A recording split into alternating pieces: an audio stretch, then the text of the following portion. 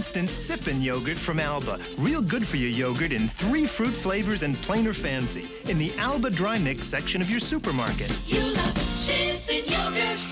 I'll sip to that. And each of us a part of what we call the family. Reach out to the Family Counseling Service. Pulling together the family scene tonight. Because of the following special program, All in the Family and the game show will not be presented this morning.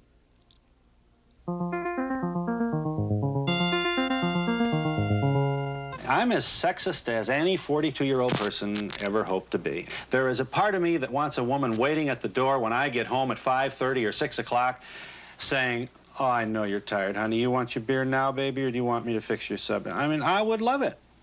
What I have come to realize is that any woman who would find that activity every day a challenge would be a woman who probably wouldn't be very interesting.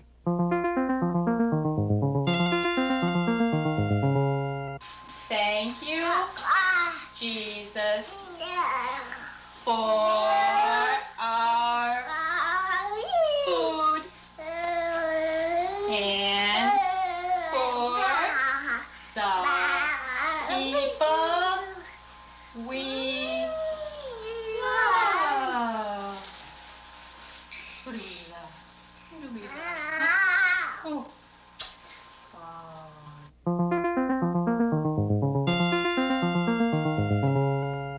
I think at a certain point in a marriage, marriage becomes a machine, and the machine takes over. The machine wins. Sex becomes mechanical. Habits become mechanical. You know that this one doesn't like liver, or that he always wears out the toe of his socks, or he knows that you like roses on your birthday, or whatever. And you go through the motions, and the machine takes over. And I don't know what happens to life. I can't stand situations like that. I get out of them. The life seems to me to drain away, and I want the life, even if it means pain. I'd rather have the pain and break the mold.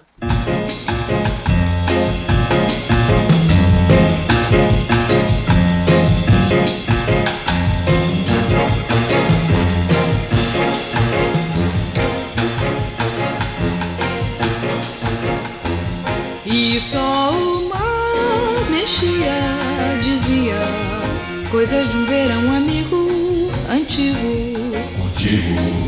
E nem o mar sabia que o dia já tão longe vai chorando, sumindo, morrendo. Bem que a tristeza do dia fez promessas de canção no seu canto de verão. Mar que tão bem cantava, chorava, cantos feitos de saudade cumprida. Canta tudo de verdade, que a vida é ida.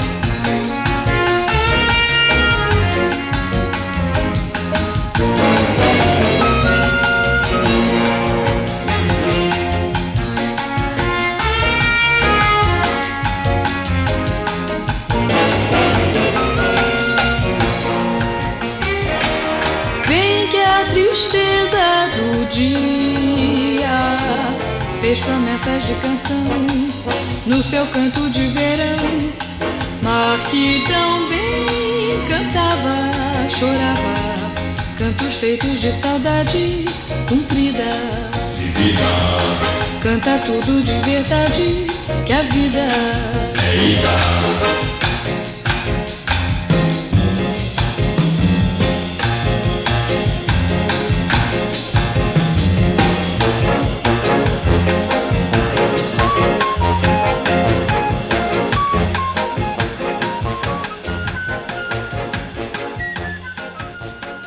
Billy Carter thinks he's terrific. Phyllis Schlafly can't stand his views on feminism, but loves it when he asks her to be his guest. Ralph Nader says he's the best prepared guy in the business. And try though he may, he still can't shake the rumors that he'll be Johnny Carson's replacement.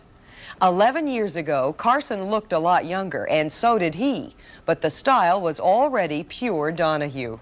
Are you going to leave the Tonight Show? Not in the foreseeable future, Phil. See, I get the feeling you're giving me... sincerity here. You're giving me answer 23B, so you want to... No, it's 27A. Come on forward! Point forward, ladies and gentlemen! When we first broadcast this profile, Donahue was a 3-time Emmy Award winner. 2 weeks ago, his show picked up 3 more. The number of television stations that now carry The Donahue Show is at 170 and still counting. An amazing achievement for an independently produced program. That means produced without the backing of CBS, NBC, or ABC. Millions of viewers, mostly women, in the demographic group that makes advertisers gaga, plan their day around watching his show. It's my favorite program. I do everything I have to do during the day around this program so I can eat lunch and enjoy this program. He has something that no one else has on television to me. When I fold my laundry, I have to have something to do, so I've been watching him and I'm hooked on him. It's a few minutes before air on Tuesday, November 7th. The 200 people in line waited up to 2 years for their tickets. How many people are excited to be here? How many people just could care less? Patricia McMillan, Donahue's secretary 11 years ago, is now the producer of the program. Every day, okay. It's one of the shows I've been looking forward to doing most. He has the time to go into an issue in depth, and it's not like a news brief. He seems terrific. We have not met, I have to tell you. We have not yet met, but I'm looking forward to it. I have been looking forward to this for a long time. This is my husband, David. How do you do, David? Thanks for coming along. But do you all know who the guest is going to be, first of all, today? Half of you do and half of you don't, correct? Okay, I'll tell you anyway. That's part of my job, I'll tell you. Christina Crawford. The show succeeds because we involve the studio audience in our act more than anybody on the air, period. How many have never, ever seen The Donahue Show on television? You've never seen it, period? How did you get here today? They dragged you here? Somebody brought you by force, right? Most of all, we would like a community to develop between me and you and the studio audience. If you would think of yourself as sort of a catalyst for important conversation rather than an answering service, it might give you some idea what we're... That's nice, yes, okay. So I have no inside track to that. That's very personal, I'm afraid. I'll never abandon you. I'm always there with questions, and believe me, this is not an investigation. You're going to like it.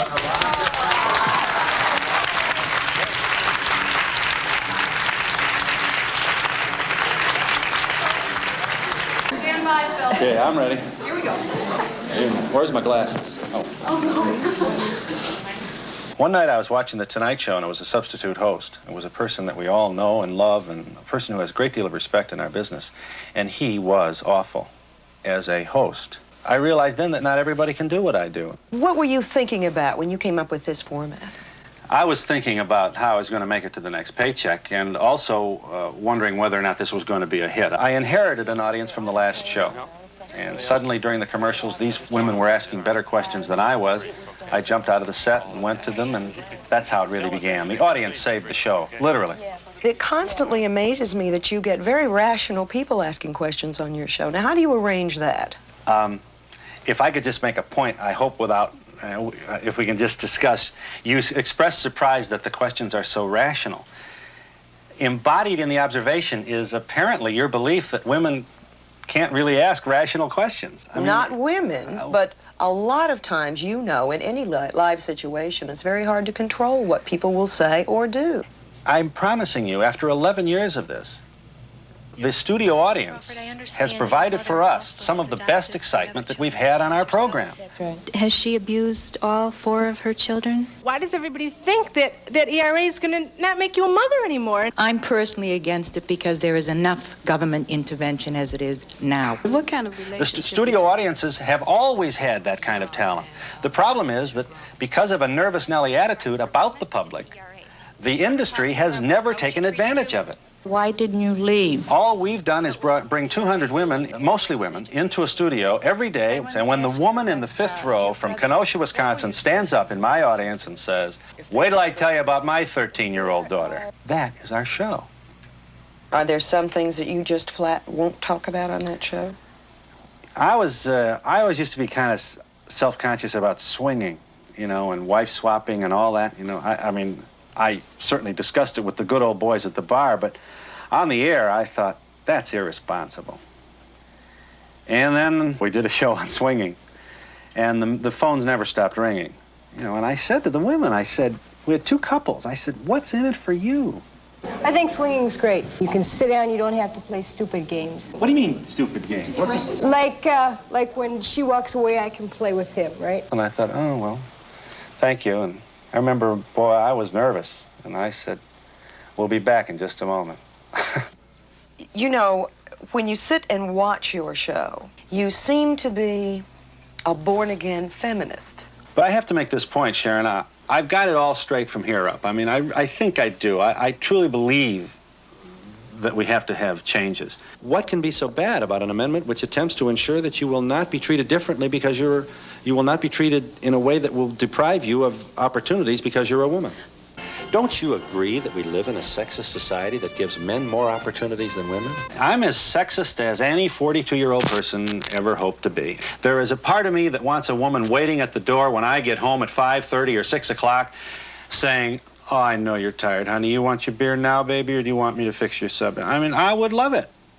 What I have come to realize is that any woman who would find that activity every day a challenge would be a woman who probably wouldn't be very interesting. That's your audience. Do you find your audience not interesting? No, I find my audience very interesting because I think that this kind of ambivalent feeling about, now I love my husband and I don't want a divorce, but I went to college, or I quit college to get married. I got the scholarship, he didn't. The list of buts is getting longer. Do you think if you had been a feminist earlier in your life that you would not be divorced today? I wonder. I don't know. I think that marriages end for a lot of complicated reasons. I think if I had had feminist values early, I think I would have been a better husband and father. I know I would have been a better father. Donahue has been divorced since 1975. His youngest child, 14-year-old Mary Rose, lives with her mother in New Mexico. The 4 older boys live with Donahue. I am staggered at how ill-prepared I was for parenthood. No one ever told me how important it was to positively reinforce kids, just to hug them, you know? I wonder, I guess I'm catching up, you know. I hug my kids now, and they're all taller than I am, you know. And Can you play catch-up? I don't know. When I hug them, you know, they stand there like they're in the shower, you know, waiting for it to end. But I think, however imperfect and awkward, I think it's better than nothing. I'm 100 times more father than I ever was when I was married. The biggest problem with the kids is, oh, let me look at you. Oh, yes. What's it like to have Phil Donahue as a father? And my kids are capable now of gently saying, well, I really don't know. I've never had any other father. The show's given you an awful lot of things and has introduced you to Marlo Thomas. Did it happen just like that? Well, I knew I liked her right away. I mean, I don't know how, you know, what's not to like? I mean, she's not only sexy and, pardon me, pretty, and she relates to anybody alive. I mean, I swear she could speak to a union meeting at lunch and to a group of nuns at dinner and be equally at home in both rooms. She's a very exciting person. There you are. There's the answer. Yes, absolutely. Liberated women breed liberated women. I like her a lot. But you know every woman that watches you and every woman that sees Marlo says, are they going to get married? That's what they want to know. Yeah. I understand that. I do. Yet I have enough confidence in the sensitivity of the public to believe that they also understand our interest in trying to retain a certain amount of privacy in our relationship. Donahue fans may be curious about his private life, which he tries to protect in this secluded home outside Chicago. But his private life is not why 6.5 million of them tune in every day. Mommy Dearest, its title. Many thanks to you, Christina Crawford. They tune in simply because they think he's got one of the best shows on television. He is so smooth. Oh, thank you. Thanks for coming. Enjoyed it. I had fun, too. It was even more terrific than I thought it would be. He's super. Thank you. Be proud. It went well. I'm really grateful. It was everything I expected it to be. Thank you. People ask me for my autograph. I get my name on television every day. The money's good. I meet everybody. I mean everybody. If I'm not enjoying this, I ought to give it to somebody else.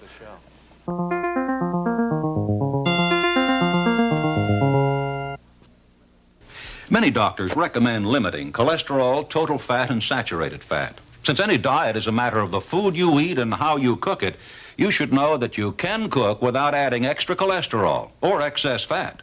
Cook with new Clear Pam. New Pam adds virtually no cholesterol, no calories, no saturated fat. You can fry, roast, bake, even broil with Pam. New Pam, now without fluorocarbons, adds virtually no cholesterol, no calories, no saturated fat. Hey, Mom, what's for dinner? Chef Boyardee beef ravioli. Boy, oh, Boyardee! Boy, oh, Boyardee. Boy, oh, Boyardee. Boy, oh, Boyardee. Boy, oh, Boyardee. Chef Boyardee beef ravioli, tender macaroni pie stuffed with a beefy filling and topped with a rich tomato sauce. Still less than 35 cents a serving. Chef Boyardee beef ravioli. Boy, oh, Boyardee. Oh, boy. It's a new dial morning, and you're up and feeling new. It's a clean dial morning, and that clean belongs to you. There's a new day dawning, and your best is showing through. Starting out clean, starting out dial, starting out new. There's no cleaner way to start a new day than Dial soap, with deodorant protection that gets you so clean you feel your best. Starting out clean, starting out dial, starting out new. Attaboy, attaboy. Oh, yeah. I love this old dog. He's 15. That's 105 for you and me. He's an Alpo dog. Alpo's helped keep him healthy and happy for 15 years. Like Alpo Beef Chunks dinner. Meat byproducts, beef, and balanced nutrition. That's all a dog ever needs to eat. Maybe Colonel's been around so long because Alpo's been around so long. What do you say, Colonel?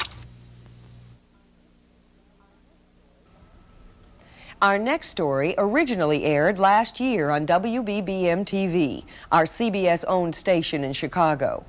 This past year, it won the DuPont Columbia Award for Broadcast Journalism, and we thought it deserved national recognition. It's a story of a young mother and her 3-year-old son, and how they turned an insurmountable problem into a challenge. Wow! Breakfast at McDonald's. Mary McDonald's house, that is. Did you want to put some salt on the eggs? You? Small talk at this breakfast table is more than just talk. For Paul, not quite 3 years old, is profoundly deaf. Yeah, eat? Okay, well, eat them. Okay.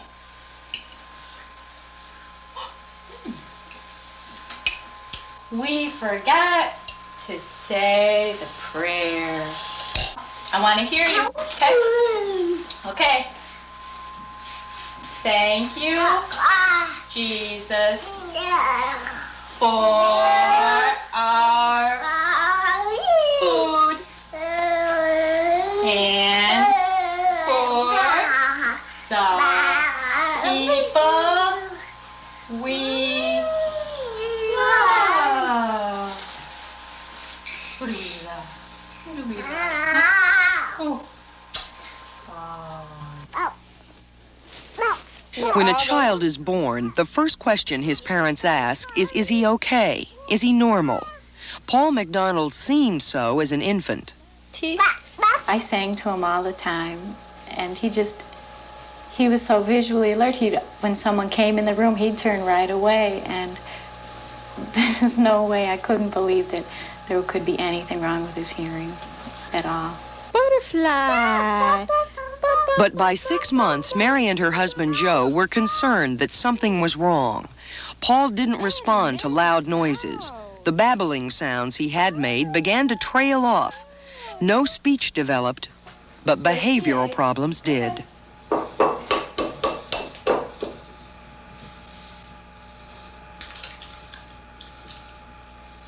Paul was a very difficult baby.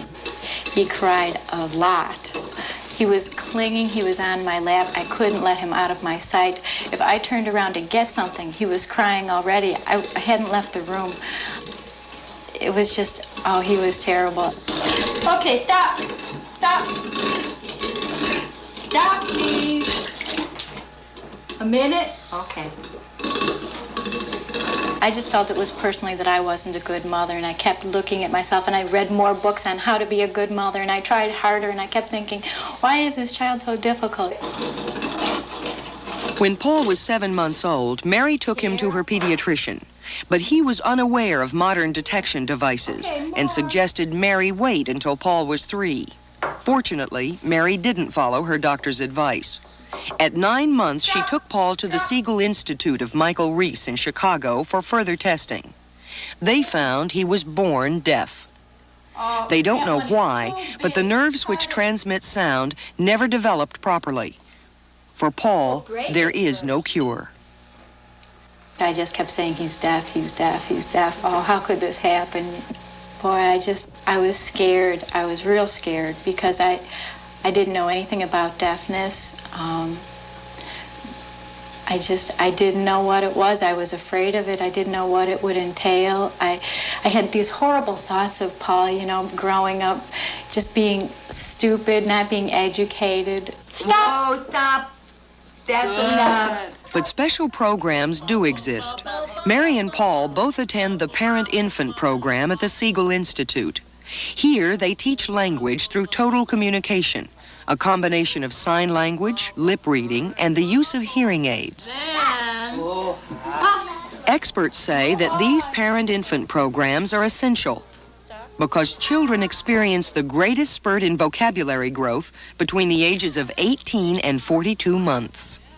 Parents are taught how to use total communication, how to sign, how to understand their child's needs, and through play activities, they learn to become relaxed and comfortable with their deaf child. It isn't always easy at first. They taught us a little thing, and it was I see you to play with Paul, sort of like peekaboo. And it took me, I must have practiced that, I would guess, 400 times before I felt comfortable. I felt so awkward, I felt so foolish. It just embarrassed me. At home with just Paul, nobody else there to go, I see you. I had to do it 1,000,000 times before. It was like the stepping stone or something to start using sign language. And then I learned a lot more signs. Paul, Paul, Paul, I can't hear you. Use your voice. I can't hear you talking, Paul. I get his attention. I get him to watch my face and watch my hands and listen. You have to make it interesting or else fun if he's going to watch or learn from it. And the more fun or interesting, the more he's going to learn. Before, he was just unhappy, complaining, clinging. And then we started to use the signs right about his first birthday, and he just picked up a couple, but around 18 months, he started picking up signs every day, and the difference in that 6 months, that child just turned into the most happy, open, loving. He just opened up. Oh, it was wonderful. It was like my salvation, learning the signs, because it just made him a lot more secure and so much happier. It just made a world of difference. Hot.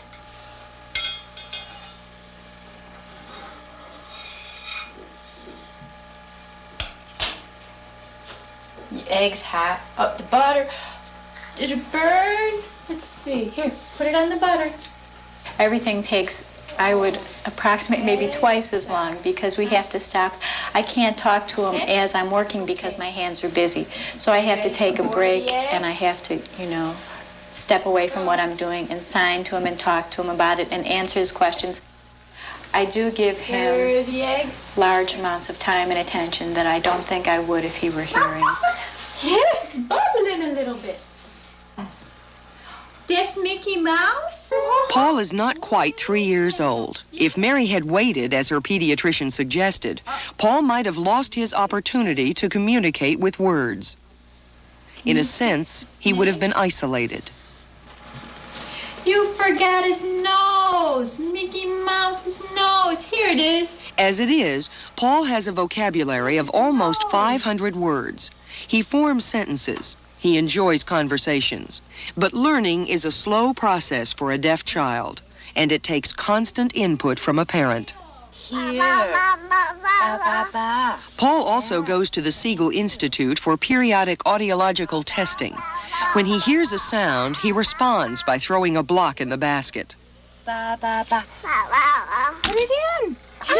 As with most deaf children, they found he only hears some low-frequency sounds.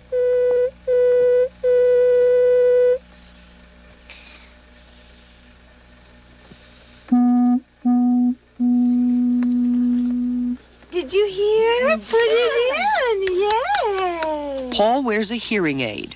It doesn't restore sound, but it does amplify the ones he can hear.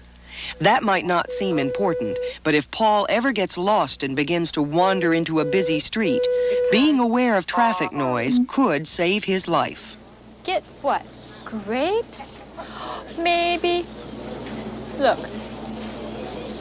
Maybe 2 apples. 1 for you. 2? Okay. Apples. Oh, you put it in? Okay. Good. One time we were checking out. I turned around to give the lady the money, and I turned back, and he was gone. It wasn't just losing a child. It was losing a child you couldn't call. You couldn't scream. I couldn't sign to him. It wasn't like he was looking for me. I couldn't go around the block going, Paul, Paul. He walks around crying, Mama, Mama, and they don't know what's going on. The problems associated with raising a deaf child are real. They can strain even the best of marriages. In Mary's case, they contributed to a separation from her husband and a recent divorce. Before we knew Paul was deaf, our lives were much easier, much happier. There were small problems that every marriage has, but once we found out he was deaf, it just seemed to go downhill from there. All the difficulties and problems and arguments and disagreeing and guilt. Whose fault was it that he was deaf? We had a lot of arguments about how Paul should be raised, what expectations we could have for him. My husband took kind of a fatalist view and used to sit around and think the worst that would happen to Paul, that maybe he'd read at a 4th grade level, you know, if we were lucky. And gosh, I have to be both his mother and his father. And it's hard to be a single parent, I think, of a hearing child, but I think it's a lot harder when there's a handicap involved. Oh, it's hot. It's hot. Oh. What I would hope most to give Paul is a good feeling about himself, a self-confidence that he is a good person, you know, a worthwhile person, and to have him feel good about himself, about his abilities and what he can do and what he has to offer. Well, I'm sure that whatever he decides, whatever he chooses, he'll do well in. That his deafness won't be a handicap. It'll make some things difficult, but I don't consider it a handicap. And Paul doesn't either yet, and I hope he never does. Mary McDonald has since remarried. Now she and Paul live with her new husband in Wisconsin, where he has started proceedings to legally adopt Paul.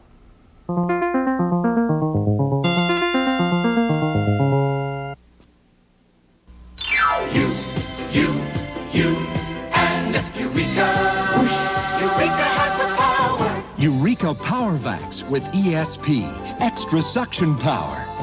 An average of 50% more than other uprights from Eureka. More beating and brushing action. Dirt just can't hide from it. Eureka Vax with ESP, extra suction power. And Eureka. Eureka has the power. Am I lucky? I have a normal, healthy American family. There they are. When we have a health problem, like occasional constipation, we like to do something about it. We take something gentle, X-Lax. We know it's safe. We take it just the way it says to. We learned years ago that X-Lax works gently. So when we need it, we take X-Lax. Don't you? Dependable X-Lax, the laxative medicine. At noon, you hit the beach with new improved QT, the extra fast suntan lotion, a new improved formula to get you browner faster than it ever did before. Its extra tanning power lets you tan in a single sunny afternoon. By 4 p.m., you're QT dark, QT Brown, QT Tan. Hit the beach with new improved QT by Coppertone. Gets you browner faster. Girls, I bought a lot of underwear for my man. And every year, I pick Fruit of the Loom. Surprise, Emma! Hiya, cutie. I save every time I buy Fruit of the Loom briefs. Big value for your money.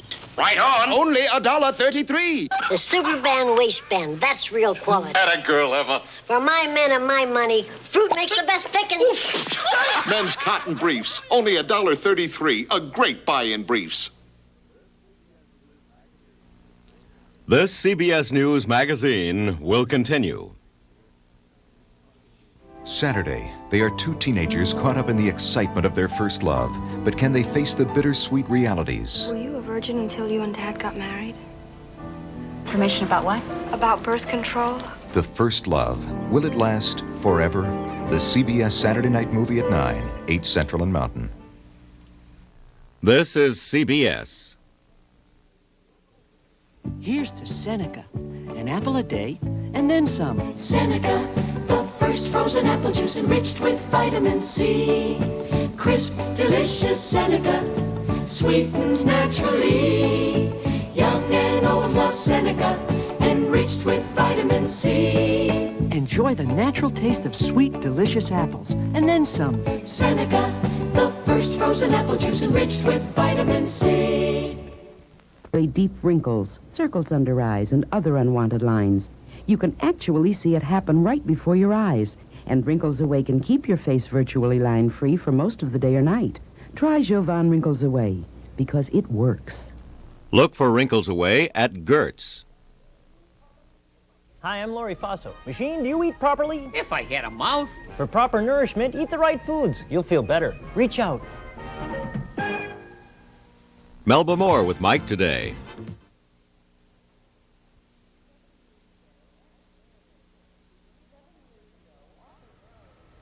Seven years ago, author Marilyn French began writing The Women's Room, a novel that traces in minute detail the day-to-day lives of a group of suburban women. She says the book challenges every tradition in our culture and admits doubting it would ever be published. But published it was, and it's been on nearly all the bestseller lists for the past couple of years. So far, the paperback sales have soared beyond the 2 million mark. The novel has become something of a feminist handbook and has caused many women to reevaluate their own relationships. The story begins in the 1950s and follows Mira Ward through a repressed childhood, early marriage, the birth of 2 children, and divorce several years later. When we visited Marilyn French last year, she said she's trying to change the way people look at male and female roles. Trying to create, she says, a revolution of sensibility. I wanted to legitimate women's work, women's lives. You see, I believe, although I'm a feminist, that what's called women's work, that is taking care of children, taking care of a house, doing the laundry, the cooking, is the most important single work done on this earth. It's fun to create a living place, and it's also fun to have children. But it's not fun when that's all you do. And it's not fun when you're with that, in that environment, steadily, 24 hours a day, 7 days a week, and so forth. When you get no credit, when you don't get paid for it, when you never get away from it, then it stops being fun and becomes oppression. Marilyn French felt that oppression in suburban towns like this one in Long Island, New York, where she lived as a wife and mother for 17 years. But in 1968, she was divorced and left the suburbs with her 2 teenage children. She returns here occasionally to visit her parents. During her marriage, she formed friendships with other housewives, friendships she describes as being almost claustrophobic in their intensity. This is the life Marilyn French writes about in The Women's Room. It is a life she knows well. Well, the women in this community are typical, not just of most women in this country, but of most women in the world. Their lives are like the lives of most women in the world. They're not privileged. They don't have someone to do for them. They have to do the jobs that have been typically called women's work. Wash dishes, cook meals, do the laundry, clean the house, tend to people's emotional needs, all of those things. They give up everything. They live not for themselves, but for others. And they even forget after a little while what themselves are or what they might want. This really looks like the American dream, though, Marilyn. I mean, the houses look very nice. There are several cars in the driveway. This is what people work toward. It's how it's achieved that's wrong. It's achieved by narrowing people's expectations, both men and women's expectations, by narrowing what's permitted to them in life, by very strict roles, division of labor, that really is destructive of both parties. I think the destruction is much worse for women than it is for men, because the men over the years build up the career, they build up a sense of ease in the world. Even if it's a limited ease, they have some.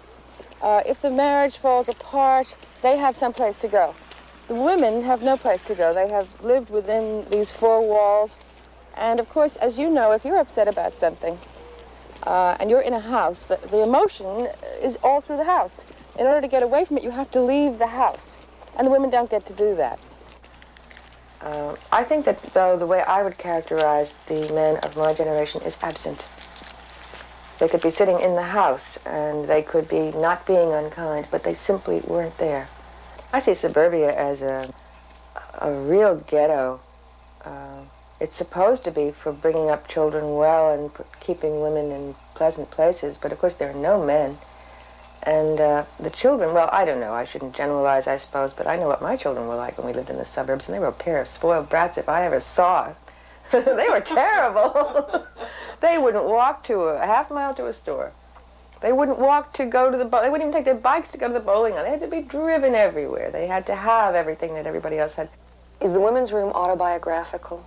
There are many emotions in the book that I have felt. Probably all the emotions in the book I have felt at one time or another. I don't suspect that I could have drawn characters unless I had put some of myself in them. I put a lot of myself in Mira, but I wanted Mira to be a woman that many women would be able to identify with, and not many women could identify with me. Are the relationships between the men and women in the book meant to be discouraging? Nobody ends up with a happy ending. I don't think the ending of that book is so sad. I think it's an open ending. You certainly don't feel that she's finished and defeated. She is alone, yes, but she is her own person.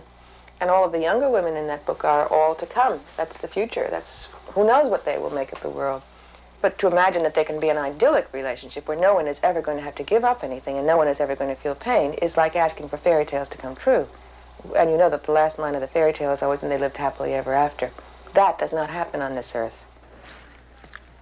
Marilyn French now lives alone near Harvard University and is writing a new book, which she hopes to complete this summer. It's not a novel, but what she calls an intellectual history of masculine and feminine stereotypes. She spends 2 or 3 afternoons a week doing research here at the Widener Library on the Harvard campus. Mrs. French is no stranger to campus life. After her divorce, she and her children moved to a small town near the university, where she studied on fellowships and received her PhD in 1972. Today, her children are grown and on their own.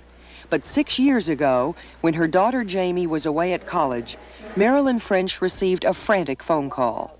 Jamie had been raped, an ordeal which unfolds on the pages of her mother's novel. Can you talk about just what the repercussions were, what your emotions were, and your daughter's emotions? Well, I think they're all in the book.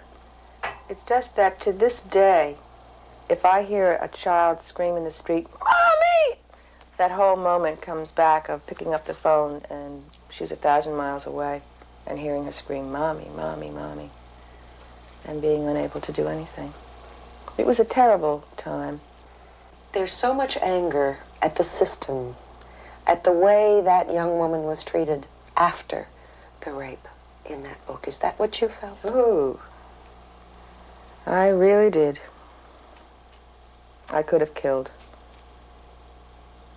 I still could if I let myself think about it a lot. That anger does not go away. No, you just suppress it because you want to go on living. How does your daughter feel about men now that she's been through these experiences? My daughter doesn't like men very much. at all?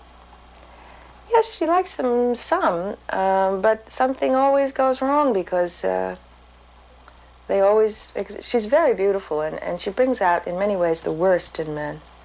But she's afraid because, you know, she is terrified of male violence, and some of these men look as though they're not above it. And so she's constantly angry. I think she may very well end up repudiating men totally. Are you worried that some people will say, aha, I knew it, it's her mother's fault? I don't care. You don't think it is, or you don't care what they think? I don't care what they think. Anyone who's capable of such simplistic judgment isn't someone that you worry about. You have to, you know, find a kind of truth for yourself. I think one of the major things that I'm trying to say in the book is there is no right way to live. There is no right way. But Americans, I don't know, I guess it's because we're a new nation and we really did think we were the new paradise, you know? We keep everything, all these books that we sell, how to have a happy divorce, how to have a happy remarriage, how to have a happy everything, how to have a happy orgasm. The thing is, find the right way and stick to it. Tap your vital powers. Use them. Make yourself a life that gives you room. More room than my women have. Who were you writing to when you wrote The Women's Room? Men or women? Well, were you trying to send a message to men to of say, course. Hey, shape up? Well, not shape up so much as I get very tired. I get angry when I see, for instance, in a book, woman. I see a lot of this because I read Shakespeare criticism. The slave, the servant, and woman. A man will say, I don't understand women. As though there's one little clue. If you just have it, you understand them all. Women are as different as anybody else. The only thing that is absolutely natural that we can be sure of is that men engender and women get pregnant. Those are the only things we can be positive of about male and female roles. Everything else is learned. Everything else is learned. Now, there may very well be, I know this is not a feminist thing to say, there may very well be a difference in temperament because women also have breasts. They are the feeders, the nourishers. It may have a hormonal relation. It may be that women are, by nature, tenderer or more compassionate than men. But I doubt it.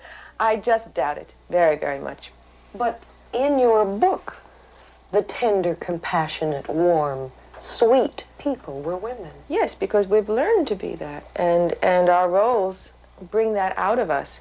I wasn't at all like that before I had children. I was a selfish person. I wanted my life. I wanted to do what I wanted. I thought what I thought, and I didn't care what anybody else thought. But 20-odd years of having children, you learn to be... What else can you do when you're dealing with a helpless baby? Of course, you love it to begin with, and you want to give to it. You learn to be that kind of person. You've been divorced for some time now. Mm-hmm. Are there parts of your married life that you miss? Are there parts that you say, gee, that was good? I didn't mind that. I hate to tell you this. There's one thing that I missed. This I missed right after the divorce, or the separation. It was one night at 2 o'clock, the kids were in bed, and I knew there was no milk in the house, and there was no one to go because I didn't want to leave them. That's the total sum of what I missed after I separated. I think at a certain point in a marriage, marriage becomes a machine, and the machine takes over. The machine wins. Sex becomes mechanical. Habits become mechanical. You know that this one doesn't like liver, or that he always wears out the toe of his socks, or he knows that you like roses on your birthday, or whatever. And you go through the motions, and the machine takes over. And I don't know what happens to life. I can't stand situations like that. I get out of them.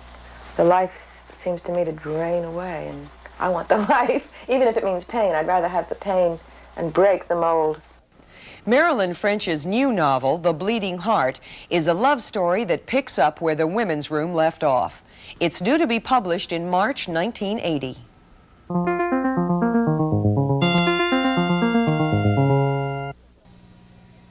Did you know there's a very special dog food with so much protein that high protein is its middle name?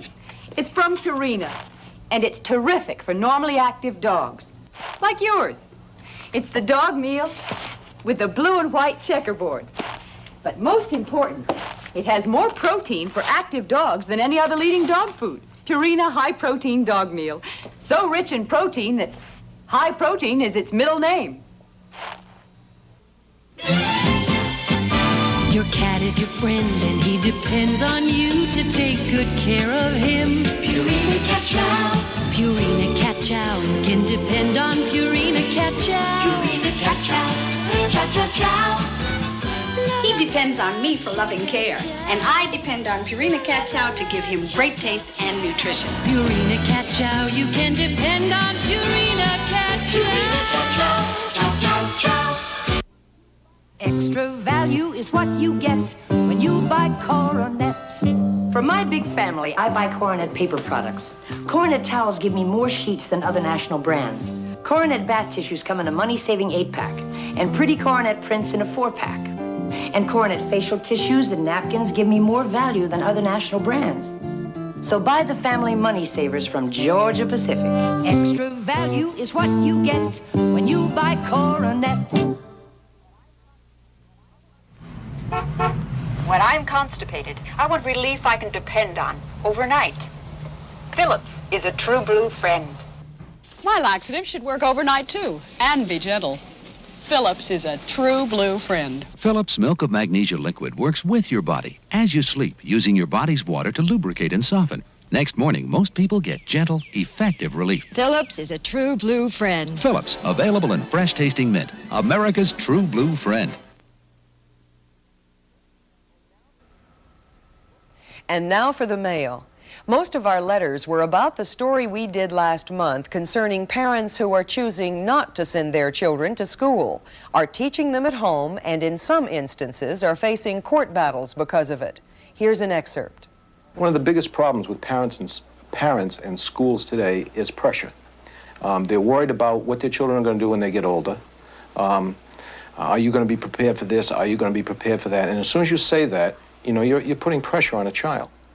Police officer Frank Turano and his wife Maureen, a former biology teacher, are also awaiting a court decision about their daughter's education. We want to relieve this pressure. We want them to understand that, that there isn't anything expected of them right now. The only thing that we want them to do is to grow and to learn in a natural way, and the future will take care of itself. What do you do about But the obvious questions come up. How can children of 9 and 10 know what is best for them? How many parents can teach their children everything they'll need to know? Are they allowing their children to be deprived of the essentials? What if Kim and Kelly never want to learn fundamentals such as math? That's fine.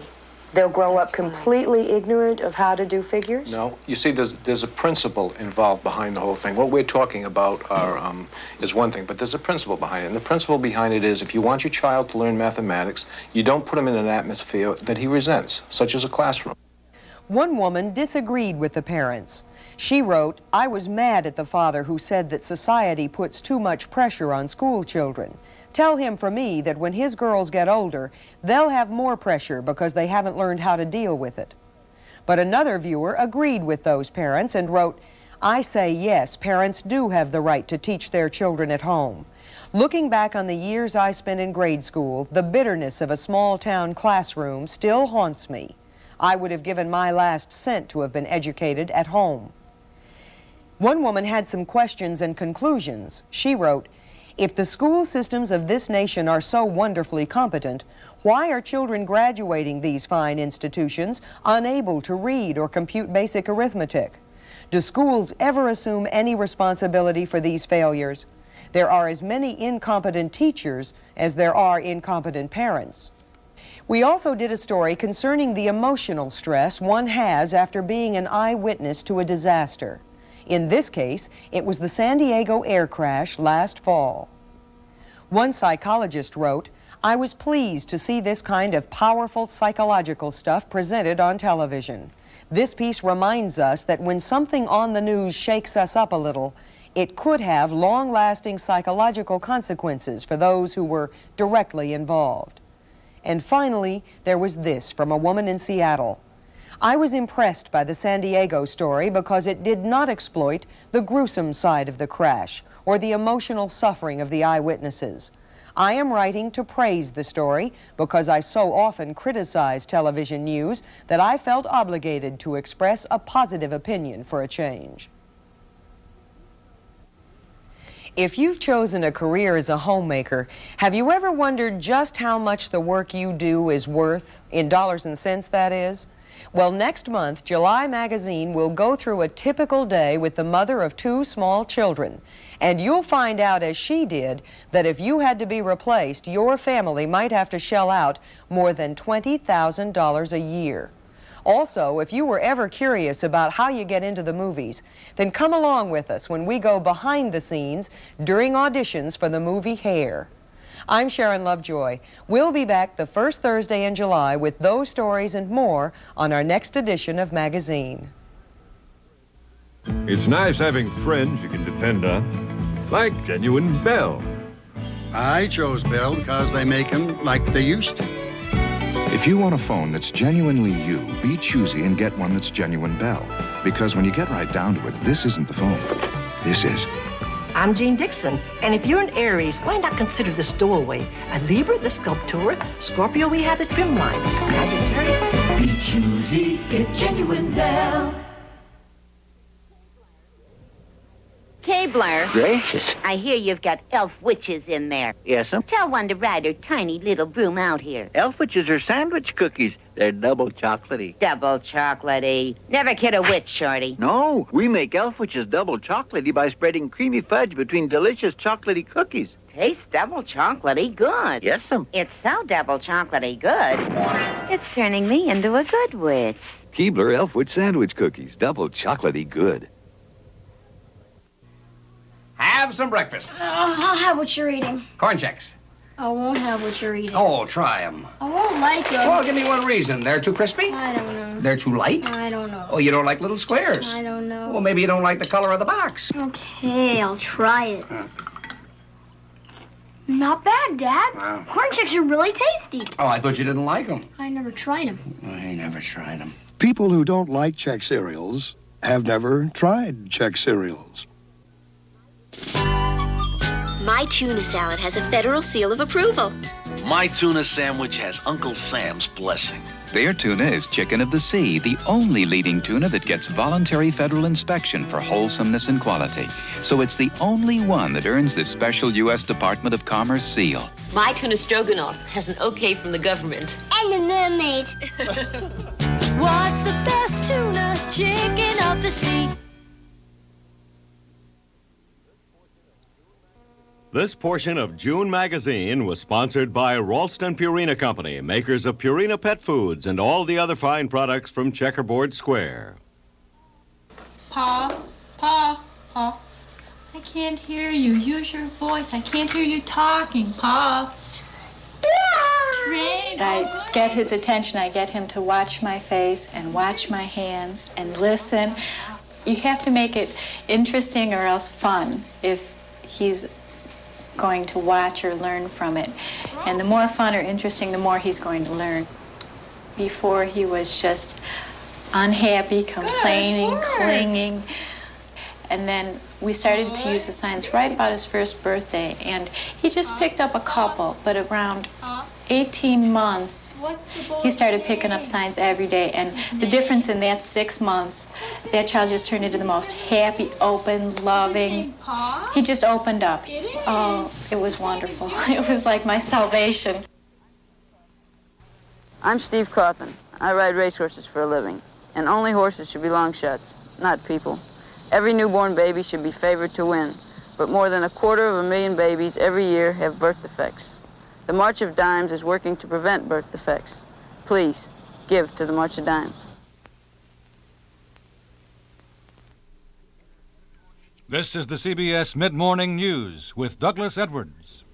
Good day from the CBS newsroom in New York. The government today put out its Producers' Price Index for May, showing that wholesale prices took their smallest jump in 9 months. George Herman has details in Washington. The price of finished goods ready for their final users or consumers rose a very modest 0.4% in May. That represents inflation at a rate of less than 5% a year. This piece of very welcome news is somewhat darkened by the fact that the slowdown comes almost entirely from a drop in the price of foods ready for the supermarket. Food prices were down 1.3% last month. Beef and veal down almost 7%. Pork down 10%. Eggs and fresh fruits also down.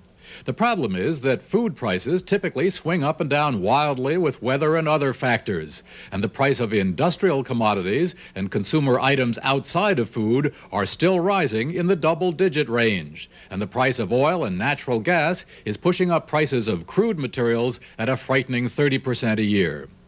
George Herman, CBS News, Washington.